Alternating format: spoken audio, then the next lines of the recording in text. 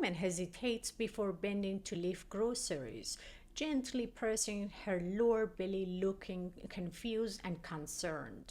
Hi, I'm Dr. Behnaz, certified pelvic floor specialist. Have you ever felt a heaviness or bulging sensation in your pelvic area, or noticed that your bladder control seems worse when you've been standing, lifting, or at the end of the day? If so, you might be experiencing pelvic organ prolapse, something that's deeply connected to urinary incontinence, but often misunderstood or ignored.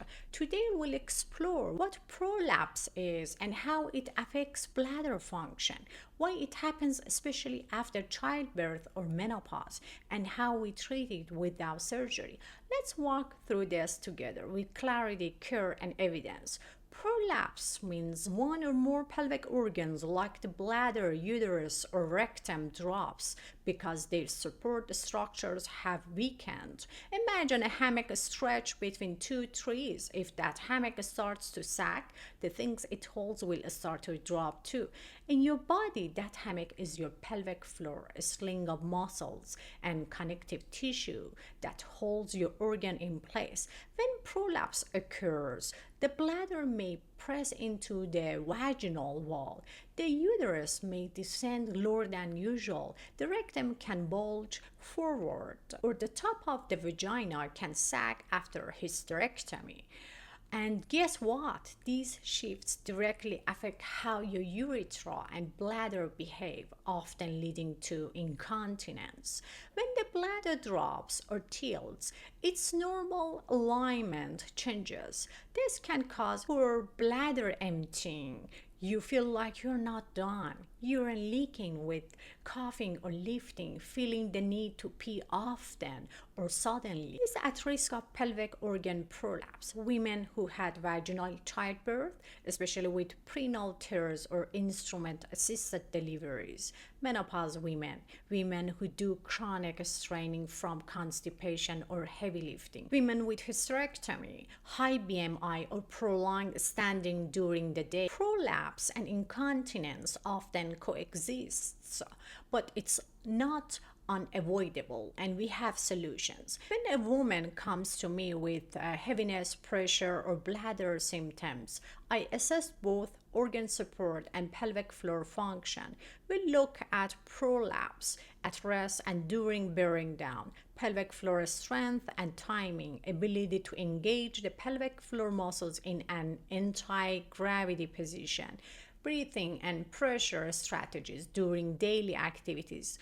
We also review bladder habits, how often you're avoiding, leaking, or hesitating. Most women with mild to moderate prolapse can avoid or delay surgery by following a structured rehab program. Here is what we focus on.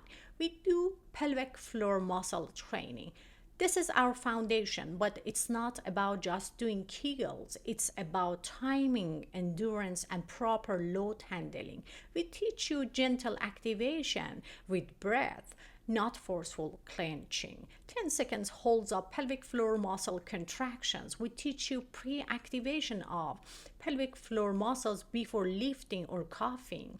We teach you how to engage the pelvic floor muscles during squats, stairs, or getting out of bed. This helps lift and support the dropped tissues.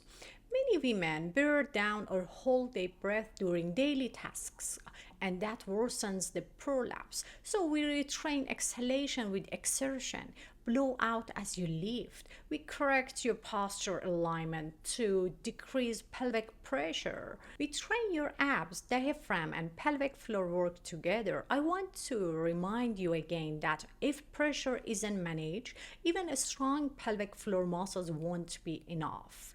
So you learn gentle ways to calm sudden urges, like pausing, breathing, and using your pelvic floor muscles so your bladder doesn't push you around. Along the way, we'll address constipation because straining not only worsens prolapse but also weakens pelvic support. You'll discover the healthiest way to sit on the toilet, keeping your back straight, to ease strain and support healing. will guide you in staying well hydrated and avoiding bladder irritants. Together, these habits weave bladder retraining into prolapse care, helping you feel more in control, comfortable, and confident. For added support, we may use vaginal pessaries fitted by your provider, supportive garments during activity, guided activity modifications like avoiding prolonged standing without breaks. We also introduce safe exercises like inclined bridges, side-lying squeezes, and yoga-based pelvic floor lengthening. Let me bring you a real-life patient story. A 53-year-old nurse came in describing a bulge sensation and daily urgency. She avoided exercise and felt unraveled. Her exam showed grade 2 cystocele bladder prolapse, underactive pelvic floor with poor pressure control, stress leakage during stairs and standing. We started with foundational pelvic floor training, teaching proper lifting and toilet posture, adding a fitted pessary for standing work shifts. Within 10 weeks, she felt 80% better, no longer urine leakage during movement, and confidently walked daily again.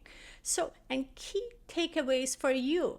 Prolapse affects how the bladder and urethra function and can cause or worsen leaks.